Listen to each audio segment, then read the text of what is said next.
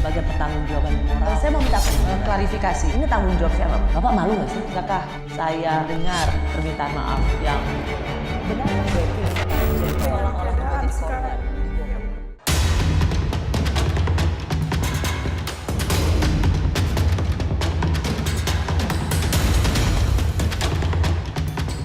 Pak Mahfud keren, top, beliau punya sikap. Dan beliau tidak mau menjawab pertanyaan receh, karena ini forum orang-orang yang terhormat. Kalau saya melihat itu sampah, gitu loh, pertanyaan sampah. Samsul Pongah namanya. Dan yang kami sayangkan adalah kalau hari ini mulai dimainkan narasi tengil, narasi anak muda, nggak tahu sopan santun dan sebagainya. Itu sangat disayangkan karena mereka itu di sana kan berlaga sebagai sesama cawapres.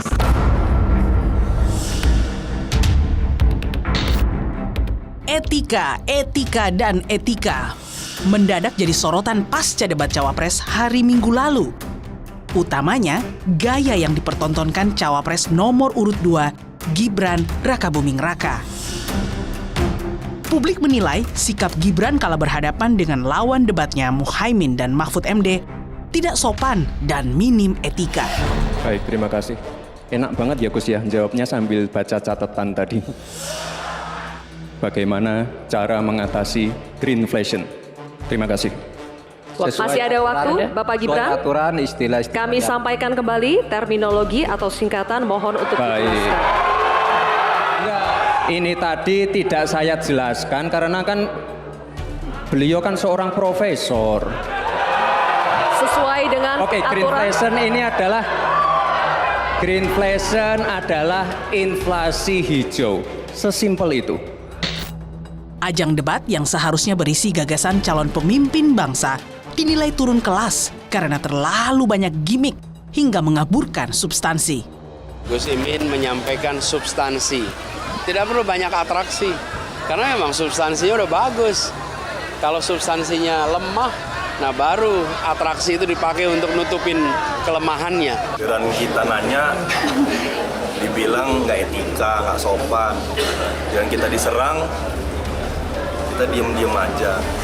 Dibilang ya, namanya debat. Kalau mau santai-santai silaturahmi namanya. Tak lama usai debat, sosial media dipenuhi nama putra sulung Presiden Jokowi itu. Tak hanya itu, kata tengil dan songong menjadi trending hingga berujung pada tingginya sentimen negatif untuk Gibran.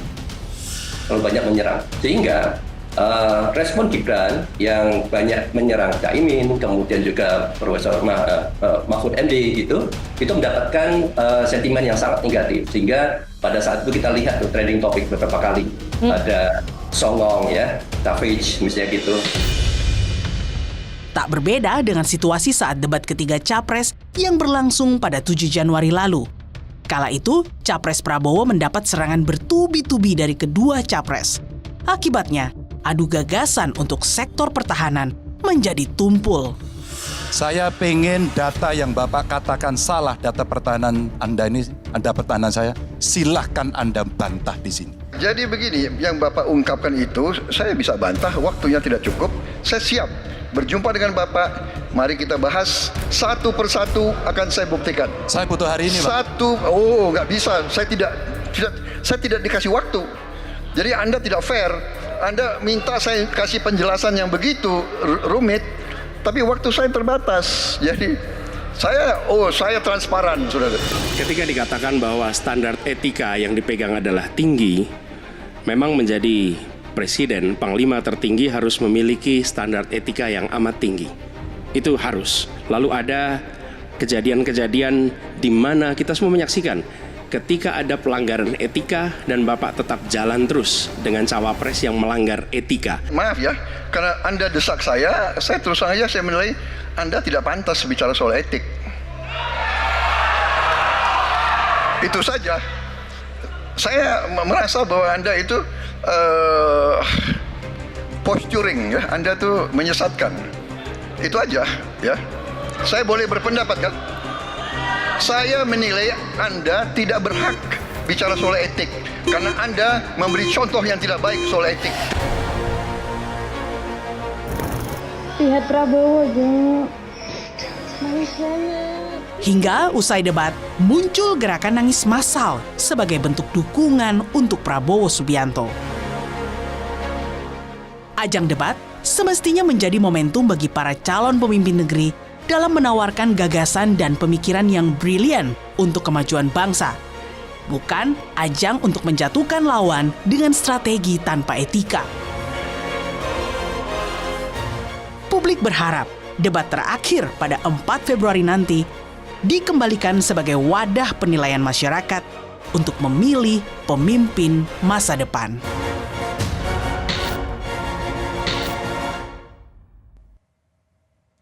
Selamat malam saudara, saya Friska Clarissa. Malam ini menggantikan Rosiana Silalahi yang berhalangan hadir. Dan sudah bersama saya, Guru Besar Antropologi Hukum Fakultas Hukum Universitas Indonesia, Profesor Sulistiowati Rianto. Selamat malam Prof. Sulis. Selamat malam Mbak Friska. Terima kasih sudah hadir. Terima kasih sudah diundang.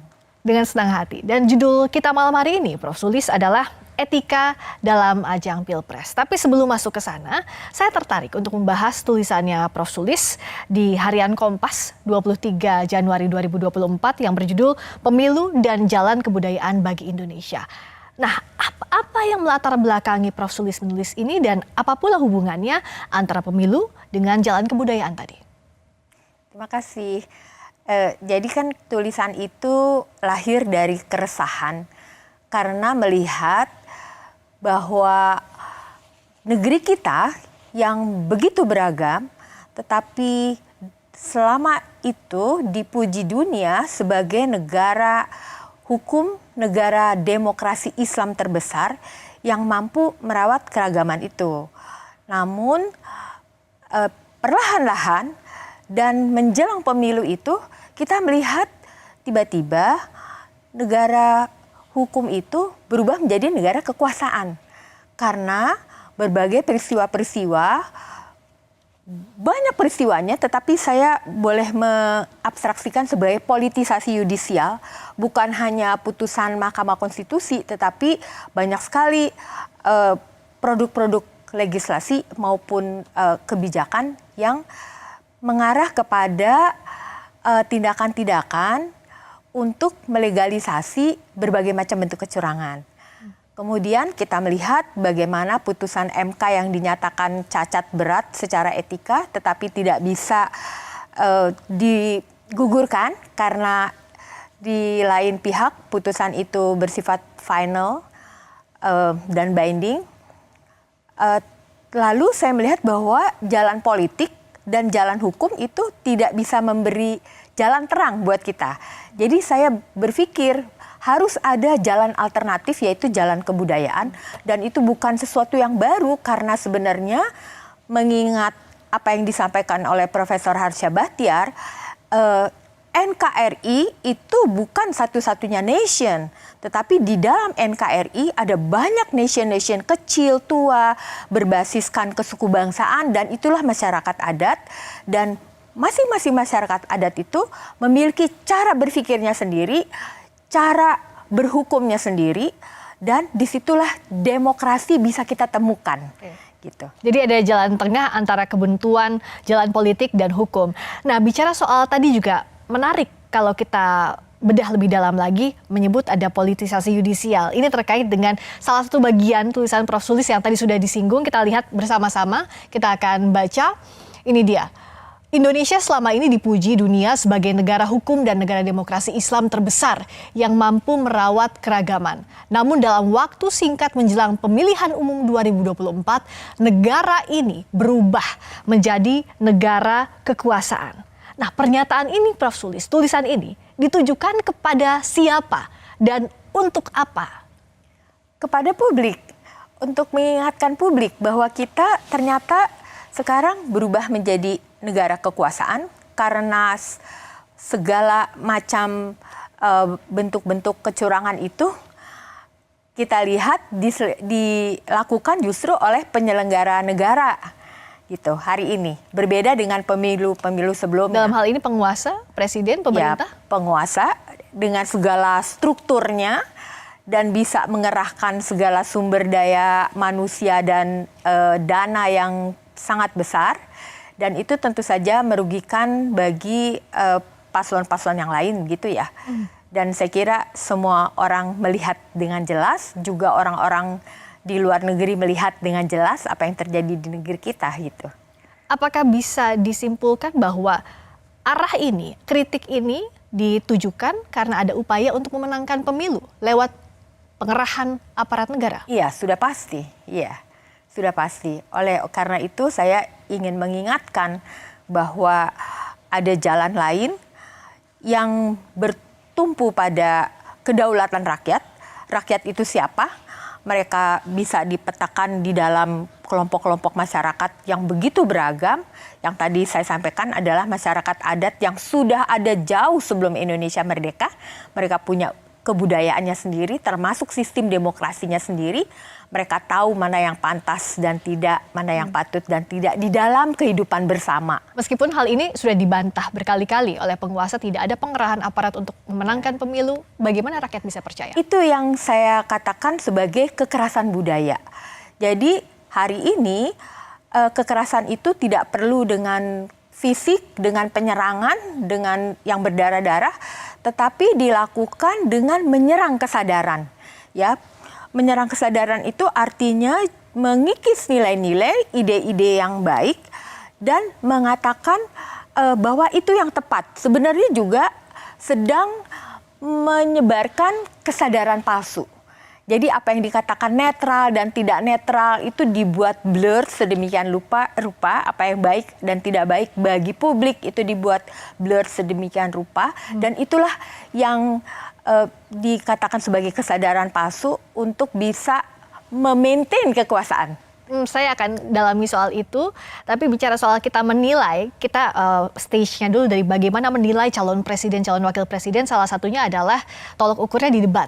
Ya. Prof. Sulis ada di sana sebagai panelis di debat keempat, sebagai yang ada di sana melihat langsung situasi saat debat, apa catatan utama dari Prof? Debat itu seperti tidak mencerminkan stature-nya yang tinggi, karena debat itu dilakukan untuk mendapatkan simpati publik agar bisa mendapatkan jabatan yang paling tinggi di Republik ini ya, tetapi itu kurang bisa tercermin. Kenapa, Prof? Karena saya boleh cerita tentang apa yang terjadi di dalam grup panelis. Kami itu mendapatkan tugas untuk tema-tema yang sangat berat. Pembangunan berkelanjutan, lingkungan hidup, masyarakat adat, dan banyak sekali ya. Dan kami itu berusaha agar bisa menghasilkan pertanyaan-pertanyaan yang berkualitas, dalam arti ada statement yang dikuatkan oleh data gitu ya. Ada statement, ada data, baru ada pertanyaan. Jadi kami berharap pertanyaan itu dijawab demikian juga gitu. Ada statement konseptualnya, lalu ada datanya, kemudian jawabannya apa gitu. Nah itu kurang terjadi. Oke, saya menangkap kegelisahannya Prof atau ya kekecewaan karena substansinya tidak dibahas dalam debat. Dan juga bicara soal debat ini, ada kata etika yang mendadak jadi sorotan utama usai debat Cawapres hari Minggu lalu. Hingga publik sibuk memperdebatkan siapa yang paling tak beretika. Yang jelas ya kalau dilihat dari tren di Twitter, itu ada beberapa kata yang mestinya jadi evaluasi teman-teman dari 02 ya. Apa itu? Itu cringe, Mbak, yang dominan. Cringe itu dalam bahasa Inggris artinya, bahasa Indonesianya adalah jijik ya. Juga ada istilah lain savage ya. Savage itu orang yang kejam. Bukan dalam konteks gagah, tapi bengis begitu. Yang kami sayangkan adalah kalau hari ini mulai dimainkan narasi tengil, narasi anak muda nggak tahu sopan santun dan sebagainya. Itu sangat disayangkan karena mereka itu di sana kan berlaga sebagai sesama cawapres. Dia berkontestasi tanpa menjatuhkan personal, nggak pakai bohong, fitnah, hoax gitu ya. Gagasan semuanya, sangat menarik. Saya masih bersama dengan Guru Besar Antropologi Hukum Universitas Indonesia, Profesor Sulistiyowati Irianto. Prof. Sulis, tadi ada curhatan, ada kegelisahan, kekecewaan dari sisi panelis, ada substansi yang tidak tergali. Di bagian mana yang tidak tergalinya itu, Prof? ya semua substansi relatifly tidak tergali karena semua orang sibuk membicarakan soal-soal gimmick, soal-soal etika. Padahal substansi itu harusnya yang diberitahu kepada publik, masing-masing calon itu memiliki gagasan apa, pemikiran apa, dan akan menerjemahkannya ke dalam public policy yang seperti apa. Itu yang ditunggu-tunggu publik sebenarnya, karena banyak sekali masalah-masalah serius ya.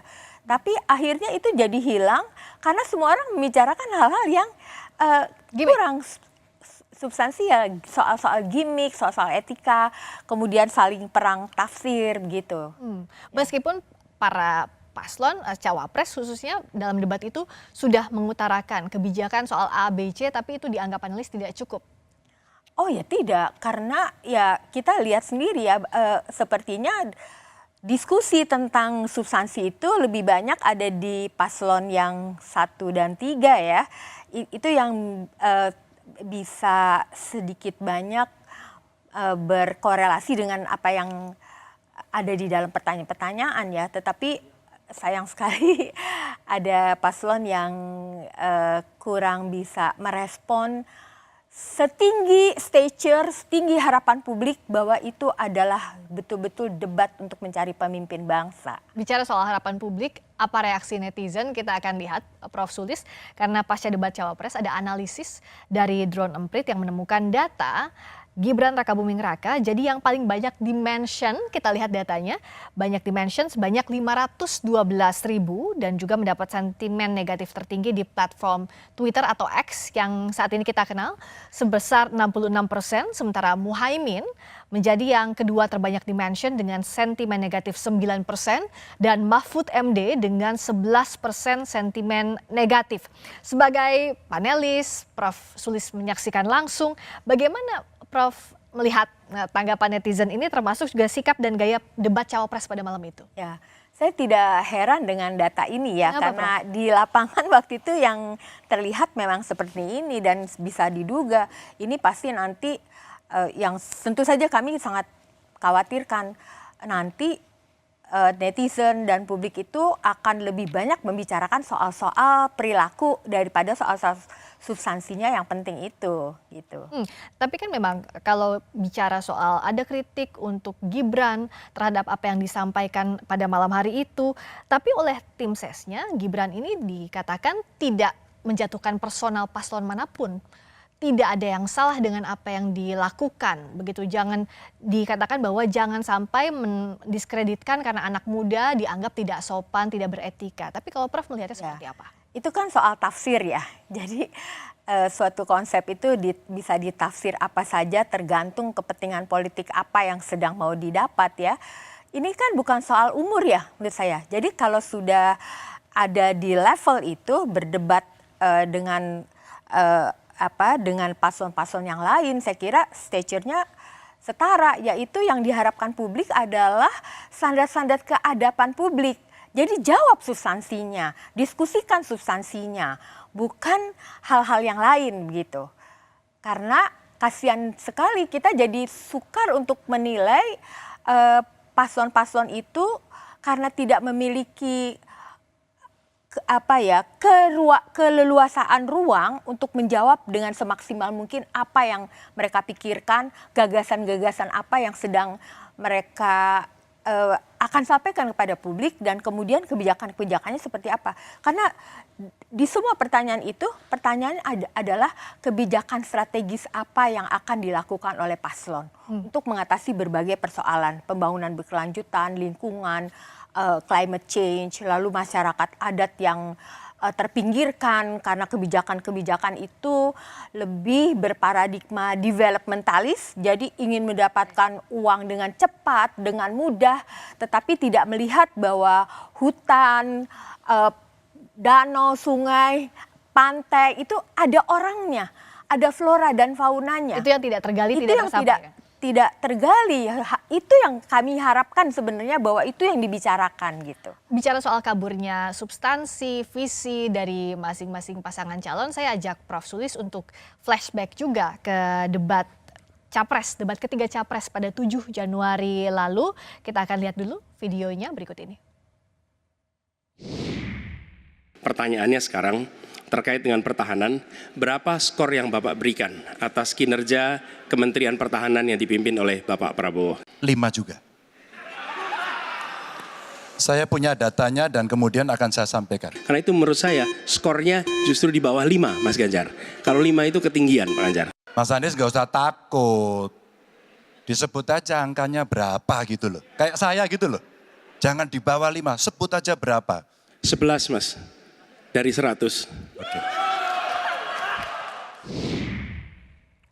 Kenapa kami putarkan video ini, Prof. Sulis? Karena berbeda dengan debat Cawapres, dalam debat ini pasca adanya serangan soal nilai terhadap Pak Prabowo, banyak yang menilai bahwa Pak Prabowo di forum itu dipermalukan, dianggap diserang secara personal. Nah, kalau Prof. Sulis melihatnya serangan dari Pak Anies dan Pak Ganjar terhadap Pak Prabowo, apakah serangan personal atau tidak? Sebenarnya kan mereka sedang saling mengevaluasi kebijakan ya satu sama lain.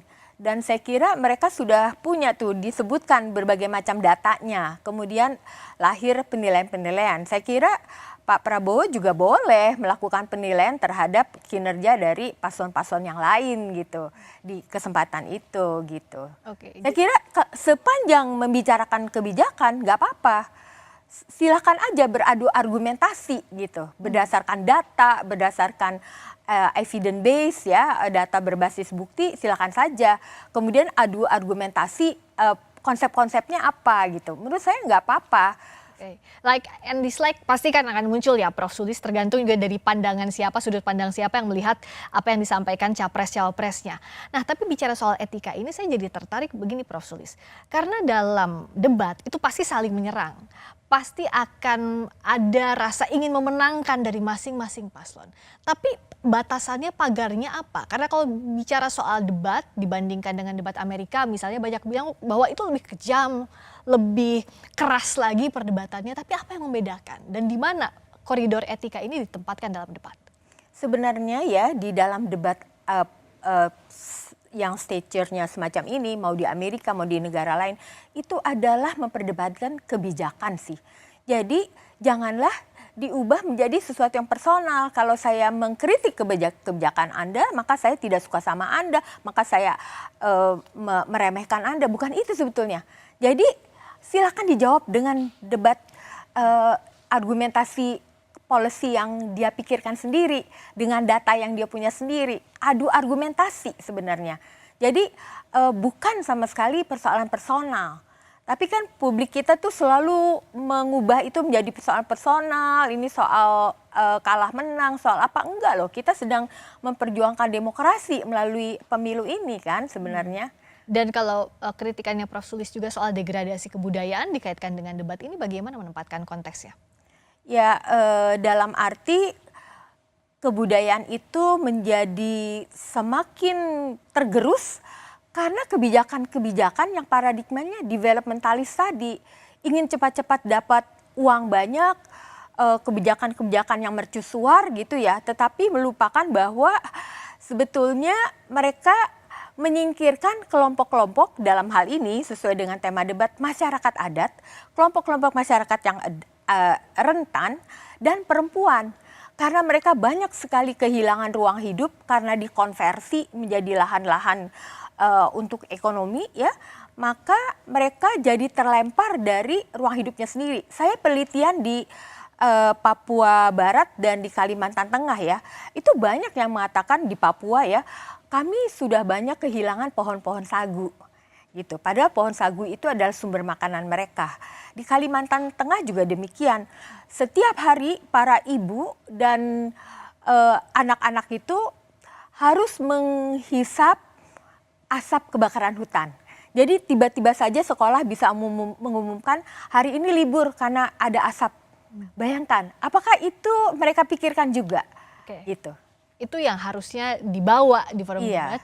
Dan tadi bicara etika dalam debat, yang penting sebenarnya kebijakan, ranahnya ada di kebijakan, begitu Prof. Sulis. Iya. Boleh tambahin lagi? Silakan. Jadi saya penelitian di Papua Barat dan Kalimantan Tengah itu ingin melihat apakah para perempuan yang bekerja di sektor kehutanan dan perkebunan sawit itu ada perlindungannya atau tidak. Saya bertanya dengan semua kepala dinas yang ada di sana, tidak ada satupun regulasi yang melindungi perempuan dari kekerasan seksual, dari pekerjaan yang begitu berat dan berbahaya ya. Hanya karena ternyata mereka itu bekerja dengan status sebagai pekerja harian. Jadi tidak tercatat sebagai pekerja formal. Kalau berstatus sebagai pekerja harian, maka dianggap tidak ada. Tidak ada orang itu karena tidak formal. Sehingga mereka tidak memikirkan bahwa perempuan-perempuan ini perlu perlindungan, perlu regulasi. Itu yang tidak tersentuh begitu ya. Tapi kalau kita membumikan lagi ini, Prof, artinya harusnya ini tidak tertutup oleh gimmick, tapi disampaikan di forum itu yang tidak ada. Betul. Di tengah kita ramai-ramai ngomongin soal gimmick, kita bicara soal gimmick, Prof Sulis, belum usai ini perdebatannya di publik juga, Presiden Jokowi secara terbuka menyatakan bahwa Presiden dan Menteri boleh berpihak. Adakah etika yang dilanggar? Ya ini kan hak demokrasi, hak politik setiap orang, setiap menteri sama saja. Yang paling penting Presiden itu boleh loh kampanye. Presiden itu boleh loh memihak. Boleh. Tapi yang paling penting waktu kampanye tidak boleh menggunakan fasilitas negara. Boleh, Pak. Pernyataan Presiden menyatakan bahwa saya boleh berkampanye, boleh mendukung, itu dalam saat apa? Saat menyelenggarakan tugas negara loh tadi itu. Tapi dia menunjukkan fasilitas itu tidak hanya yang tampak, yang dia pakai, tetapi suasana, atribut yang dia gunakan, di sanalah letak powerful presiden. Dia masuk ke ruang pertarungan yang tidak lagi berimbang untuk calon-calon. Baik. Masih bersama saya, Friska Clarissa yang malam ini menggantikan Rosiana Silalahi yang berhalangan hadir. Dan kami masih bersama dengan Guru Besar Antropologi Hukum Universitas Indonesia yang juga salah satu tokoh maklumat Juanda yang menyatakan keprihatinan atas putusan MK, Profesor Sulistiowati Erianto. Prof Sulis, tadi pernyataan Pak Jokowi, Pak Presiden disampaikan bahwa boleh berkampanye Presiden dan memihak di tengah anaknya maju sebagai cawapres. Bagaimana melihat ini? Termasuk dari sisi etika dan juga kepatutan, Prof. Ya, tadi kan dikatakan secara hukum boleh dilakukan. Ini mungkin yang diacu adalah Undang-Undang Pemilu Nomor 7 2017 ya. Yang di dalamnya itu sebetulnya ada pasal-pasal lain yang tidak dibaca. Jadi kampanye boleh, tetapi sebenarnya kampanye boleh itu sendiri juga bermasalah. Apa? Karena yang berkontestasi kan bukan presiden, bukan dirinya sendiri. Beda dengan 2019 ya, ketika beliau berkampanye untuk dirinya sendiri. Tapi kali ini secara terselubung sebenarnya dia sedang memperjuangkan siapa, kita semua udah tahu ya. Dan tadi dikatakan asal tidak menggunakan fasilitas negara. Saya setuju dengan kawan saya Pak Ferry Amsari. Sukar untuk membedakan kapan dia sedang dilekati oleh akses-akses kepada fasilitas negara ya. Tadi kita lihat bahkan di belakang Pak Presiden itu ada pesawat kepresidenan ya. Tapi mengatakan asal tidak menggunakan fasilitas negara. Itu menjadi sesuatu yang menurut saya tidak heran dipertanyakan orang gitu. Kemudian di pasal lain di dalam undang-undang yang sama itu adalah pasal yang mengatakan tidak boleh mengambil keputusan atau tindakan yang merugikan atau menguntungkan salah satu paslon gitu kan. Harusnya itu juga dibaca oleh Pak Presiden. Lalu kemudian pasal yang berikutnya 283 mengatakan keberpihakan kepada salah satu paslon itu tidak boleh gitu. Jadi ada kontradiksi antara perkataan menggunakan hukum dengan sebetulnya secara utuh kita melihat isi-isi dari keseluruhan pasal-pasal di undang-undang yang sama itu. Sehari setelahnya langsung dibahas atau disampaikan oleh Koordinator Staf Khusus Presiden Ari Dwi Payana bahwa meluruskan apa yang disampaikan Pak Jokowi, meluruskan konteks di publik yang dimaksud bahwa koridor aturan ini sudah ada di Undang-Undang Pemilu dan juga praktik politiknya bisa dicek sudah berada dalam sejarah pemilu setelah reformasi, dilakukan juga presiden sebelumnya mulai presiden ke-5 dan ke-6 yang juga memiliki preferensi politik yang jelas dengan parpol yang didukungnya. Apa yang berbeda kalau tadi disampaikan juga oleh Prof. Sulis pasal 282 dan 283 soal kebijakan dan juga tidak boleh ada kondisi untuk menguntungkan salah satu paslon? Ya, kalau kita lihat presiden-presiden sebelumnya kan memang mereka menjadi kontestan dari pemilu itu. Sehingga mereka berkampanye, itu sih masuk akal sekali dan memang begitu jalannya. Tetapi Pak Jokowi kan tidak sedang berkontestasi gitu. Dia mewakili siapa sebenarnya? Dan dia presiden loh. Jabatan yang paling tinggi dan melekat segala hukum dan juga nilai-nilai etika di sana. Dia harus netral kepada siapapun gitu kan mestinya. Nah, kenapa pernyataan ini jadi ramai dibahas dan dipertanyakan publik? Karena kita akan lihat apa yang disampaikan Presiden Joko Widodo yang mengimbau semua pihak harus netral termasuk ASN pada November 2023 lalu. Kita dengarkan. Ini perlu saya sampaikan bahwa pemerintah daerah, pemerintah provinsi, pemerintah kabupaten, pemerintah kota, pemerintah pusat, semua harus netral. ASN semua harus netral, TNI semua harus netral, Polri semua harus netral. Pertanyaan di publik menganggap apa yang disampaikan Pak Jokowi ini inkonsisten. Prof. Sulis melihat hal itu juga dan apakah ini memang inkonsisten atau hanya beda memaknai konteks saja? Saya sangat setuju dengan pernyataan Pak Jokowi yang 1 November 2023 ya. Menurut saya itu memang yang harus menjadi pegangan bagi setiap orang di Republik ini yang sedang akan menghadapi pemilu. Dan terutama yang menjadi tokoh yang memastikan bahwa netralitas itu terjadi harusnya adalah presiden sendiri. Saya kira ya pertanyaan tadi mengingatkan saya pada suatu pendekatan critical legal studies yang mengatakan bahwa hukum itu bunyinya seperti apa akan sangat tergantung pada siapa yang mengatakan dan untuk kepentingan apa. Nah tadi kita lihat semuanya bagaimana ucapan presiden itu bahkan dalam waktu yang sangat pendek berubah tafsirnya terhadap pasal-pasal yang sama, terhadap undang-undang yang sama. Perubahan tafsir ini akan mengganggu stabilitas jelang pemilu atau tidak? Sudah pasti, banyak sekali reaksi publik terhadap pernyataan presiden yang terakhir yang mengatakan bahwa presiden boleh berkampanye, boleh berpihak. Itu sangat berbahaya menurut saya. Nah, saya tertarik tadi, hukum itu tergantung siapa yang membunyikannya dan untuk kepentingan apa. Dalam konteks ini, bagaimana Prof. Sulis menilai apa yang disampaikan oleh Pak Jokowi? Karena kan begini, pasti akan ada dua pemahaman yang berbeda seperti yang tadi disampaikan bahwa ini kalau dari istana bilang bahwa toh di undang-undangnya ada.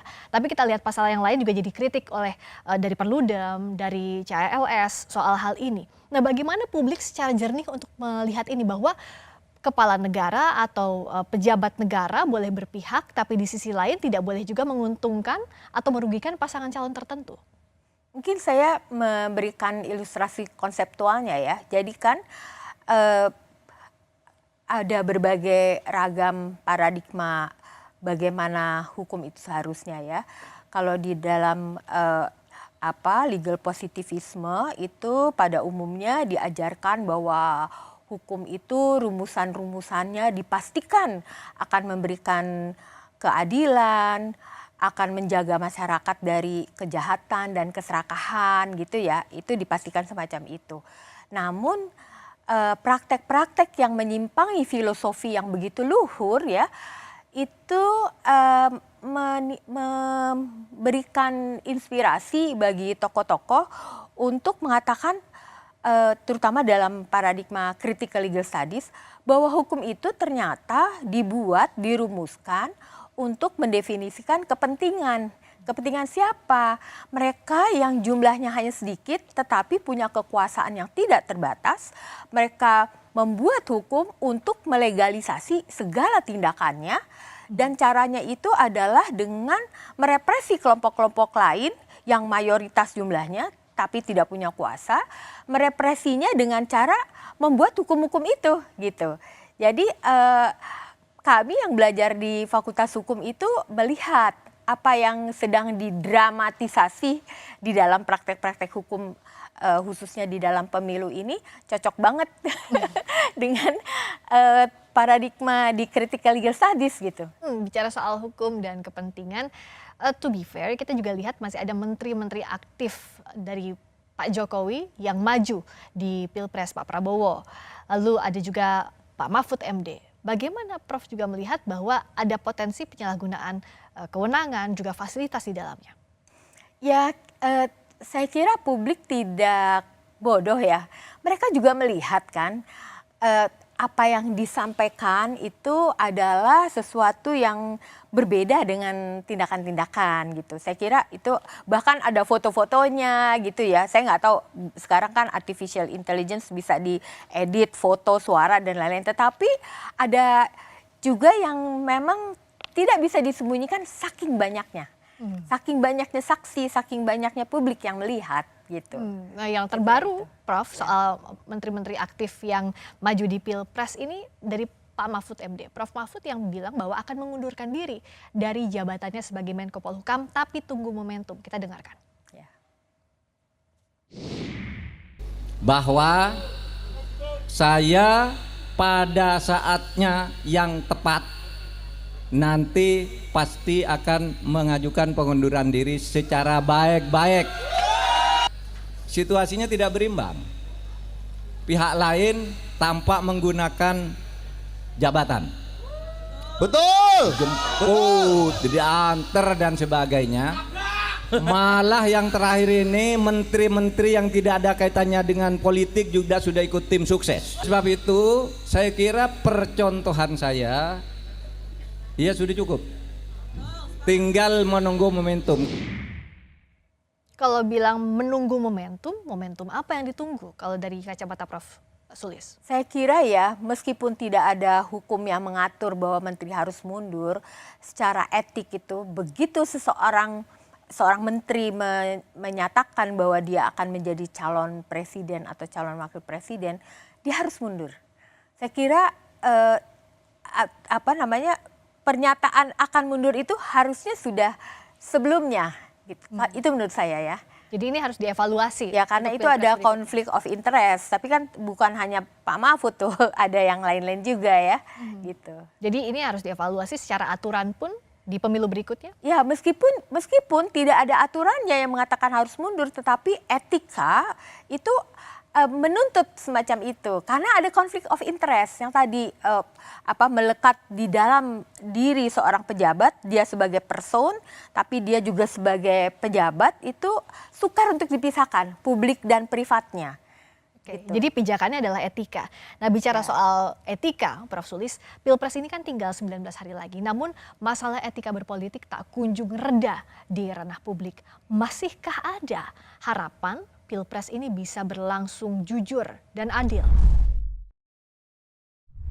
Ikhtiar melakukan perubahan di periode 2024 ini menemukan tantangan yang agak unik dibandingkan pemilu-pemilu sebelumnya.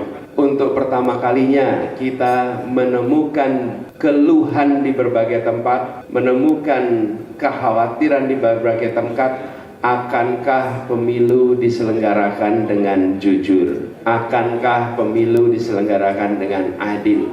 Kekhawatiran-kekhawatiran seperti itu sebelumnya tidak pernah ada. Kejujuran itu harus utuh, seutuh-utuhnya. Kita percaya dan yakin KPU akan melaksanakan semua proses pemilihan umum dengan sebaik-baiknya, dengan sejujur-jujurnya, dengan seadil-adilnya, tanpa kecurangan apapun. Karena kalau melaksanakan pemilu yang curang, mengkhianati bangsa dan rakyat Indonesia. Adanya 16 potensi kecurangan pemilu, diantaranya upaya Pak Mahfud yang membuka aduan pemilu sama Pak Yasona Lauli sebagai Menkumham masuk di TPN. Tanggapannya bagaimana, Mas? Jadi sebenarnya spirit Pak Mahfud atau tim Ganjar Mahfud untuk membuka aduan-aduan itu untuk kita bisa tahu dan memastikan bahwa pelaksanaan pemilu itu fair ya, dan jurdil begitu. Kan sekarang aduannya banyak sekali. Maka kita mesti menjaga proses demokrasi dengan baik. Itu aja sebenarnya. Masih bersama saya, Guru Besar Antropologi Hukum Universitas Indonesia, Profesor Sulistiyowati Irianto. Prof. Sulis juga salah satu akademisi yang menggagas amicus curiae untuk membela Richard Eliezer dalam kasus pembunuhan Yosua. Prof. Sulis, tadi masing-masing calon presiden, Pak Anies, Pak Prabowo, Pak Ganjar berkomitmen agar pemilu ini berlangsung secara adil, secara jujur. Tapi bicara soal jujur dan adilnya pemilu, tentu kita harus mengevaluasi apa yang terjadi selama masa pemilu ini berlangsung. Dimulai dari putusan MK yang mengawali seluruh proses ini, yang diputus oleh MK bahwa putusan MK itu melanggar etik berat. Apa potensi luka yang ditimbulkan dengan masih adanya sisa soal ini, Prof? Ya, nanti kan pemilunya akan datang juga harinya. Saya kira itu akan terjadi. Tetapi masyarakat, publik akan melihat bagaimana pemilu itu dilakukan. Dan saya bersyukur sekali bahwa ada kelompok-kelompok masyarakat yang memiliki kesadaran itu. Lalu mereka mendirikan forum-forum pengaduan. Bahkan secara online, ada Jaga Pemilu, saya ada di dalamnya Jaga Pemilu bersama dengan teman-teman. Lalu kemudian ada Jaga Suara, ada Gus Durian, dan banyak lagi yang saya tidak tahu ya.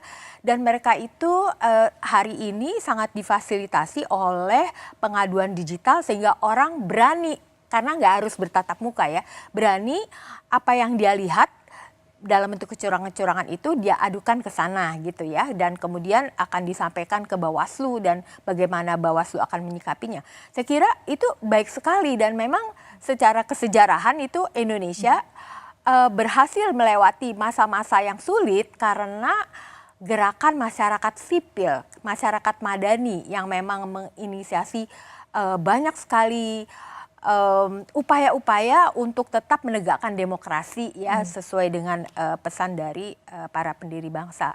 Tapi kalau ditanyakan apakah pemilunya akan berlangsung dengan baik, ya, secara faktual dia akan berlangsung, tetapi kita akan melihat bagaimana reaksi publik setelah pemilu, tergantung siapa yang akan jadi dan jadinya dengan cara seperti apa gitu. Prosesnya itu ya dipercaya atau tidak, punya legitimasi atau tidak.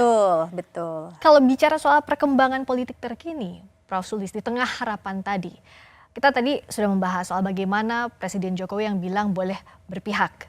Begitu pula dengan menteri-menteri yang mencalonkan diri maupun ikut berkampanye, juga ASN, maraknya video yang mendukung pasangan calon tertentu. Bagaimana publik masih bisa menjaga harapan ini agar pemilu berlangsung jujur, adil, punya legitimasi apapun hasilnya? Saya kira publik harus berani untuk speak up ya, mengatakan kebenaran-kebenaran, dan kalau mereka melihat kecurangan, ada banyak forum-forum yang menyediakan ruang untuk mereka bahkan secara mudah melalui gadgetnya untuk mengadakan pengaduan, bukan untuk menjatuhkan secara personal ya, tetapi itu memang hidup berdemokrasi semacam itu. Demokrasi itu memang harus ribut barangkali ya. Jadi kita sudah melihat bahwa oposisi politik tidak ada di negeri kita dan itu sangat membahayakan demokrasi. Tetapi publik itu dengan inisiatifnya sendiri memiliki ruang-ruang untuk berdemokrasi dengan cara-caranya sendiri dan itu dijamin oleh konstitusi gitu. Dan bagaimana publik mengambil ruang demokrasi, saya teringat apa yang Prof sampaikan tadi di awal bahwa di tengah kebuntuan jalan politik dan hukum ada jalan kebudayaan. Bagaimana publik bisa mengambil alih ini, kebuntuan ini dengan jalan kebudayaan, siapa yang bisa menggerakkan? Ya, cikal bakal dari cara berpikir, cara berpengetahuan, cara berhukum menyepakati apa yang boleh dan tidak boleh di ruang-ruang publik itu memang mereka sudah punya.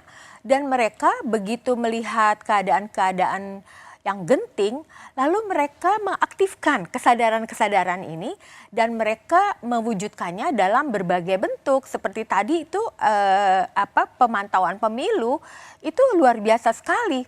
begitu banyak orang dari latar belakang ilmu yang berbeda menyumbangkan kepakarannya supaya ini jadi begitu ya. Dan saya kira benih-benih ini juga sudah ada di 1998. Waktu itu kami di Universitas Indonesia sedikit dosen saja karena tidak semua dosen berani melakukannya, bersama dengan mahasiswa dari berbagai universitas bahkan yang ada di Jabotabek itu membuat pemantauan pemilu Anfrel.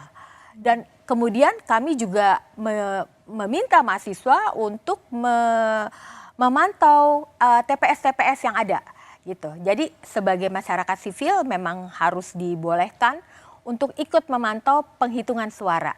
Dan itu baik sekali apabila ini terjadi lagi 2024. Dan menjaga pemilu agar tanpa intervensi. Iya, iya. Itu yang bisa kita lakukan, menjaga asa lewat partisipasi publik. Betul. Terima kasih banyak Prof. Sulis atas waktunya, Profesor Sulistiowati Irianto, Guru Besar Antropologi Hukum Universitas Indonesia, telah berbagi di program Rosi. Makasih banyak. Terima kasih Prof. Saya Friska Clarissa mewakili Rosiana Silalahi. Terima kasih Anda sudah menyaksikan program Rosi dan ikuti terus perkembangan informasi seputar pemilu 2024 hanya di Kompas TV. Independen, terpercaya. Selamat malam. Sampai jumpa.